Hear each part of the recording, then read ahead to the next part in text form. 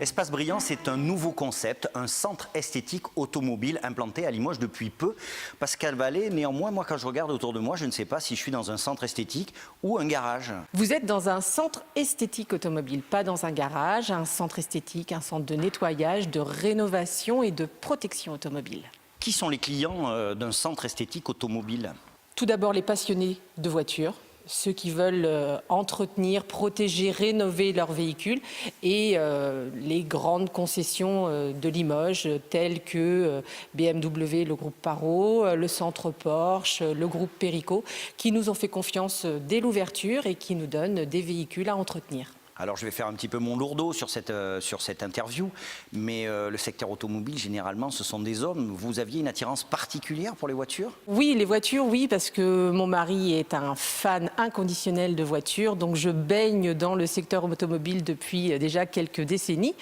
Et c'est effectivement un domaine qui m'a plu pour un changement de vie et je ne voyais rien d'autre que ce secteur. Alors justement, vous me parlez de changement de vie. Qu'est-ce que vous faisiez avant? Et en plus, je crois que vous avez amené une de vos anciennes collègues dans cette aventure. Tout à fait. J'ai emmené avec moi Geneviève, qui est juste derrière. Nous travaillons toutes les deux dans une imprimerie limougeaude pendant une bonne petite quinzaine d'années. Et puis, un changement de vie s'est imposé. Je n'avais plus trop d'envie dans le secteur de l'imprimerie. Et les automobiles m'attiraient. Donc, on a décidé toutes les deux de changer complètement notre orientation professionnelle.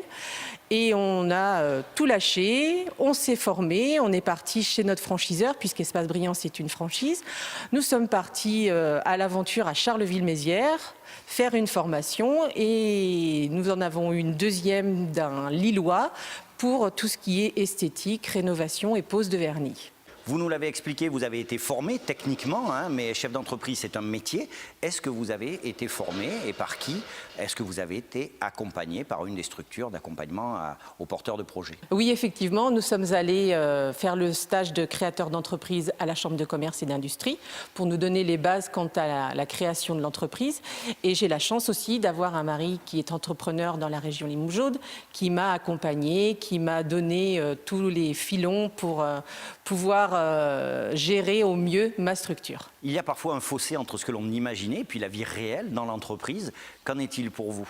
Le fossé n'est pas aussi important que j'aurais pu l'imaginer. Mon mari, effectivement, étant chef d'entreprise, je savais déjà un petit peu comment ça se passait dans l'ensemble. Donc oui, j'ai des petites surprises de temps en temps quant à la gestion, quant à tout ce qui est administratif, parce qu'effectivement, il y a énormément de papiers, de dossiers à remplir. Mais autrement, au niveau du travail, en tant que tel, au niveau des voitures, c'est exactement ce que j'espérais. Pascal avait la passion de l'automobile et elle a transformé cette passion en entreprise. Et elle a bien fait puisque son activité démarre sur les chapeaux d'eau.